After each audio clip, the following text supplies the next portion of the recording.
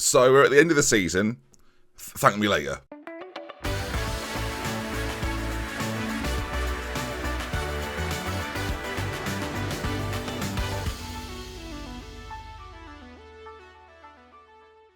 Hello there, folks, and welcome back to the final game of the season. Yes, it's been a tumultuous season for the Thames lot. It's basically, viewers, if they could say, it's happened again, Thames on less than 50 points, it's potentially happened again, unless we beat Dorking today, which I'm not holding a lot of hope. Since we last met, it's been, well, look, there's literally no consistency to anything we do in this series. Dover beat us, of course, last time out. Where's it gone? Dover beat us last time out, and then Worthing beat us 2-1, and, April was a joy, viewers, an absolute joy. No wins at all in April, so yesterday's video was basically just the prequel to what I was going to experience for the rest of April. We then picked things up in May. We won 2-1 in the game versus Havant and Waterlooville, which on the surface, you look at that, you go, deserved, Ben. Well done. Yeah, it was a late goal. They scored a late goal. We scored a late goal. There were late goals. The weirdest thing about that is that they have won the league. So we didn't win a single game in April. Then we turned up at top of the league. I'm sure you've been top of the league before and then lost to a side that haven't won in 8 games and you feel a little bit like, that seems unfair. I think they thought it was unfair. That then set us up, really, for another win a little later down the line. Hampton and Richmond was a defeat again, though. Back to defeat ways. A draw against Dartford, which was pretty hopeful at that stage. And then 2-0 win over Maidenhead United have seen us then safely in the Vanarama League National South, or National League South, which was always going to be the case, I feel like. We're not bad enough to be relegated, absolutely not, but we are certainly still not good enough to get to these playoffs, something that I was hoping after last summer would be possible for us. If that rebuild was serious, the next one is going to be even more serious, and I'm going to take you through the journey of that rebuild in the next few episodes, because I think there needs to be an interesting transition period to exist, and I think we're going to have a deep dive transition period where I talk you through every aspect almost of it all, and we'll do a little bit of that today, but mainly in the upcoming episodes, because I think people quite enjoy that. And look, the struggle is real. Don't get me wrong. So so these seasons where we finish in the middle of the teams not relegated or the playoffs, I'm going to go through these quicker. That's always been the case with every save I've done. I don't want you to watch the same thing over and over again. I like progression as much as you do, but when it's not happening, and I can't really force it to happen, this is the situation we find ourselves in. So I've got Dorking today. It's a chance for some of these boys to showcase their ability. And speaking of these boys, there are a few players in the side that we have managed to lock down for next season. Cohen and Angus Brunt are the two main ones that have to be here if we're going to succeed. So Angus Brunt, luckily for us, has signed a 1-year extension on his contract. He's the sort of player that in this side is going to be quite crucial. I feel like we should shout out Marsh Hughes. Lloyd Marsh Hughes, 25-year-old, of course. He's someone that's actually, if out of all the disappointments this season, he's been pretty good. 19 goals in 38 games. It's been what's going on around him. It's been what's going on defensively. And I'll be honest, there's lots of the games that I've played this season that I feel a little hard done by. Like these defeats right here, I'm not getting smashed, and that is more annoying. Like, you take the heaviest defeat I had in the little run that we said, it was a 2-0 defeat. That's what I mean. They're not heavy results, really. Lost 2-0. They had 3 shots on target, a 0.36 XG, less possession than us, and I've come out of the game losing 2-0. And I'm sitting here thinking, really? And that happens over and over again. But it happens, right? That sometimes is just part of football. The runs we've been on here, defeats, wins, draws, defeats. So we're using a system now that is a little bit more. Basically, I'm trying to keep the ball better. Low possession has been a bit of an issue for us this season. Not in some of the games, obviously, but in a lot of the games, we've struggled to really have a grasp on what's going on, and I feel like we've just been getting beaten by sides that are keeping the ball better than we are. So we've switched to a slightly different version of a 4-2-3-1, one that I've used in the Streamer Showdowns. So we're going to give this a whirl. I say the Streamer Showdowns like they've been a roaring success. But let's see how we get on in this one then. Player roles wise, it's just fitting them into the holes and hoping they do the business. We've won 2 of our last 4 games, so I'm sticking with it for now. Drinking out the Glory Hunter mug. You'll notice there's no green screen. There was a few issues I noticed with my eyes just disappearing through the green screen. So for now, until I can figure out if there's a better fix for that, welcome back to the background. Hey, good to see you, everybody. There's no one here. There's never anybody here. But I'm sure some of you have missed it. If you've watched the Do It Better series, of course, the background does feature in those ones. So, yeah, good to see you. Good to see you, everybody. Yeah. Keep saying everybody, like there's a crowd. It's not a crowd. Now, no, live viewers, we've just scored from a corner there, and I've just thought, oh, it's a corner. I'll let it play out, and then I won't. I should have commentated over it. Calder swung it in. King's there, front post, great header, and we lead 1-0. So shout out to Lewis King, who will be getting a new contract. Oh yeah, that's how we're playing this. If you have below a 6 rating today, you won't be getting a new contract. If you get above a 7, I'll be confirming the contract as they're forward here. Shot goes in. That was a bit close, and this is a bit quick. Can't believe we've scored from a corner. I mean, what a turn up for the books, viewers. Now, if you win today, 50 points will be it'll be better than last season. Last season, I think, was 45 points. So, progression, viewers, he says with a smile on his face, knowing that that's not what anybody's thinking watching these players at the moment as it goes into Glover. And look, I think part of the issue is, again, it's kind of strange, isn't it? Because it's a YouTube series, there's this idea, I think from some of you, and understandably, right, it's happened a little bit in the past, that we should be progressing slightly quicker. There should be one tactic out there that gets me promoted.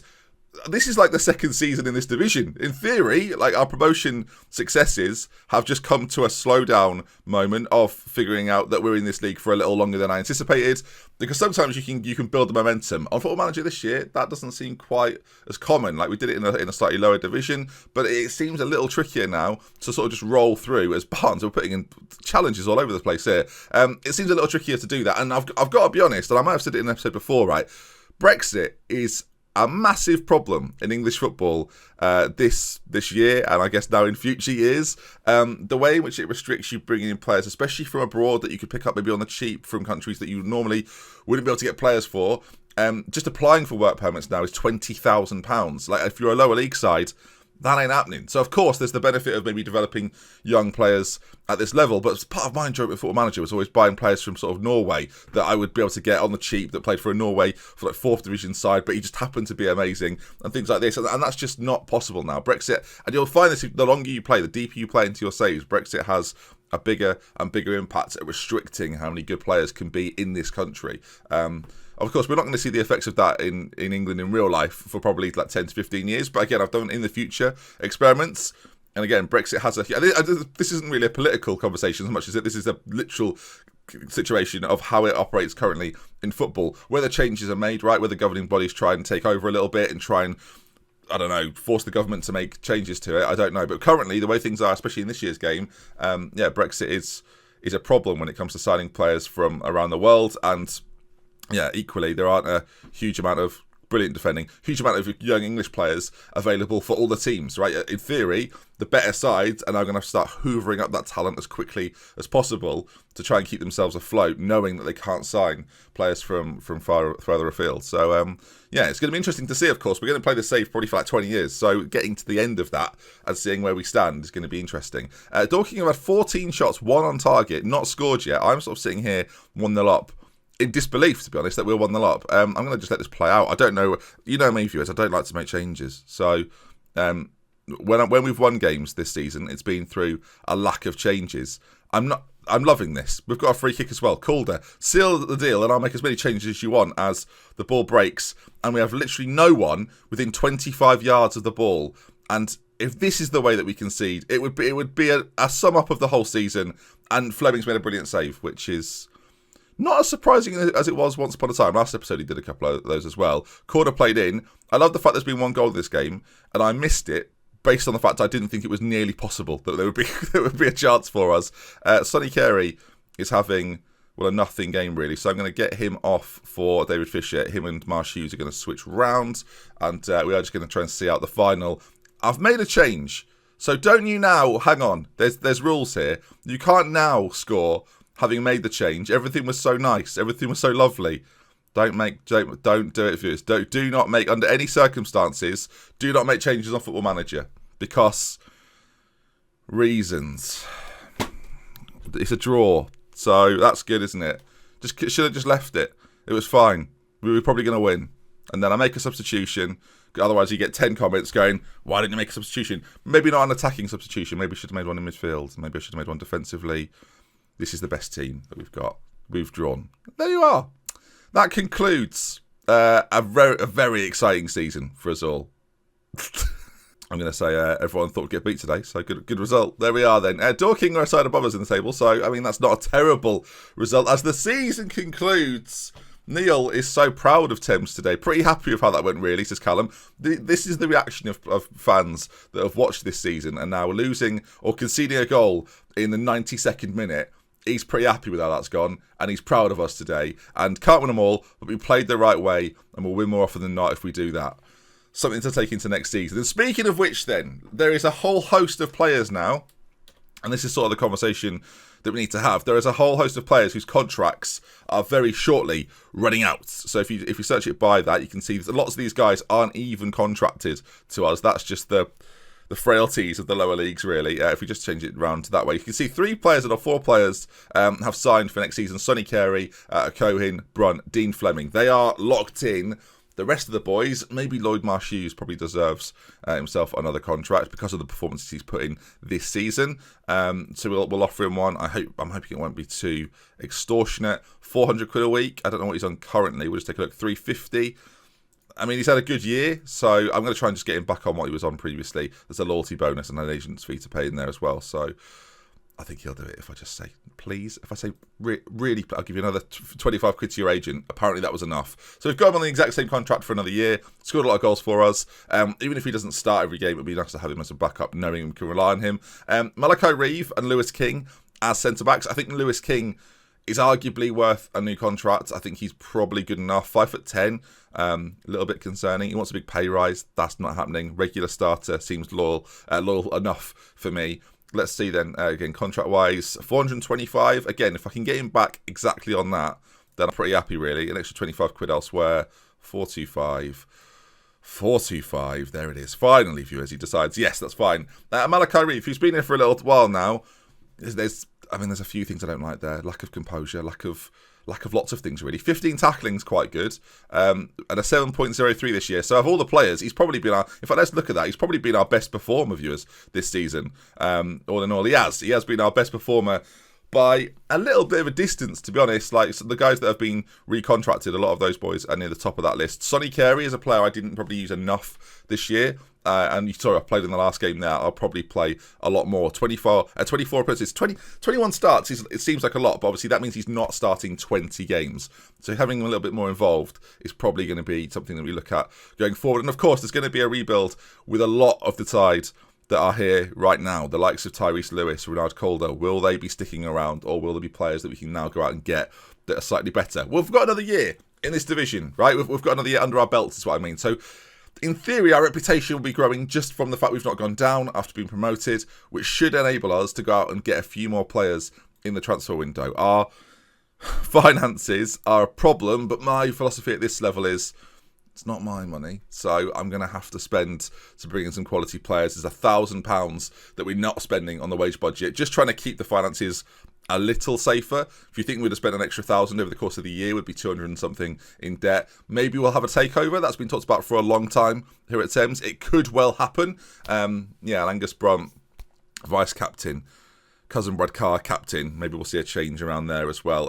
Speaking of Thames, though, as we're here, you can see them there. 4th in the Premier League. Ben Hur still absolutely dominating every chance he gets. They're still without a Premier League title. And of course, I'd be remiss not to mention the main man, Ben Sports News. Sacks by Rotherham. Not gone brilliantly for him. I don't know if he wants to come and work for me. Even his expectations haven't fallen that low quite yet. In terms of our league, then, let's take a look at what's going on. Weston-super-Mare relegated. Hamilton Waterlooville, so that we beat recently, have been promoted as champions. And of course, our objective still is to get into the playoffs initially. It might still be a couple more seasons in this division, but it's important now that we rebuild in the right way. We rebuild to a system that is going to fit the players that we already have and are thinking of signing. And I thought at the start of the season a diamond would be that system, and then, well, no, maybe not. So lots to work on, lots to talk about. Give your suggestions. I will be reading through the comments today. What do you think we should go for? Again, I'm sure I'm going to get lots of different ideas. There might be a stream that goes along with this series right now. There might be like a short hour-long, this is how the transfer window's going, this is what we're doing. That could be an episode we do tomorrow, so keep an eye out for that. But it'll be the same time, 5 o'clock, and then it'll be available afterwards, of course, as it always is. If you enjoyed this season, though, and you enjoy the fact there is a little bit of conversation required, a little bit of nuance, a little bit of discussion around getting promoted, and we're not just blitzing through the divisions, then thank you for still watching. it's tricky. I did a Twitter thread yesterday about the fact that some people are frustrated that I don't play, like, for example, right? So the system that and this is just something I want to bring to your attention, really, is that lots of criticism I get is to do with the fact that I don't use the same system for long enough for it to have an impact. In the middle of my good run, I was using a 4-2-3-1. We played Burgess Hill. It was, so I say, there, right in the middle sort of our unbeaten streak. Against Bath City, I'm playing the same thing. For this run of fixtures here, I'm using the exact same formation throughout the entirety of it, and I'm having success, and I'm having no success. The same system I used yesterday in the episode, where I used the 4-2-3-1, the consistency and the familiarity with it, at that point, didn't seem to matter. Like, our morale dropped after these 2 games. It took ages to come back, and then, ridiculously, we get a 94th minute winner against the side top of the league, and with that, we then go on to lose only one of the next 4 games. So it's difficult to find a balance and a consistency. And again, you look at the season preview, we've done pretty well. Like, in all things taken into account, this is a good season. But as far as a YouTube series go, again, I know you want to see it move along a little quicker. Hopefully you're still on board. Hopefully you're still enjoying the journey. And there's plenty more to come. I say it on stream sometimes, right? You'll remember these days when we're in the Premier League fighting for other honours. All right, that's the idea. And again, the big objective here is to do what Thames couldn't and win a Premier League title. I'll see you again soon. We love with care from DoctorBenjy. Until next time, take care of yourselves, and I'll see you again tomorrow, 5 PM, for a whole lot more. In a bit.